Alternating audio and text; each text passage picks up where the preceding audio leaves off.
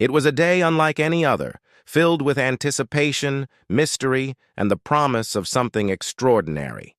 Word had spread like wildfire that Jesus, the great teacher and miracle worker, was nearby. Crowds gathered from distant villages and towns, driven by curiosity, hope, and a longing for something more. They assembled on a hillside, overlooking the Sea of Galilee. The grass beneath their feet was warm from the sun, but their spirits were tired. They had followed Jesus for hours, yearning for his words of comfort and power. But despite the setting's beauty, there was tension in the air. Thousands of people were there, men, women, and children. And yet, the disciples carried only 5 small loaves of bread and 2 fish. The quiet conversations among the crowd echoed the same concern. How will we be fed? What is he going to do? Jesus, aware of the people's hunger, turned to his disciples. They, too, were worried. This is a remote place, and it's already getting late. Send the crowds away so they can go to the villages and buy themselves some food, they suggested. But Jesus smiled gently and said, "They do not need to go away. You give them something to eat."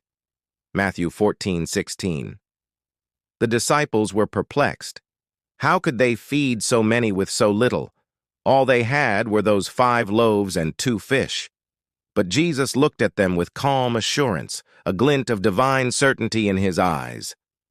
"Bring them here to me," he said. The disciples did as Jesus asked.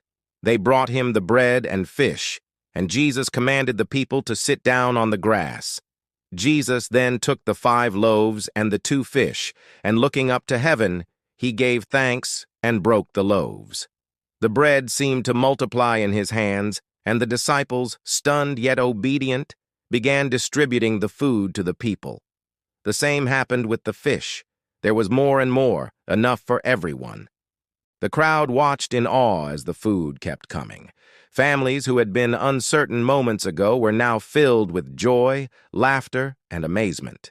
There was not only enough for all 5,000 men, not including the women and children, but there were even leftovers, 12 baskets full of broken pieces, Matthew 14:20. As the people ate, there was a tangible sense of joy in the air. Children danced and ran around, their hands full of bread, while adults exchanged wide-eyed glances, whispering among themselves, "Truly, this is a miracle. Who is this man?"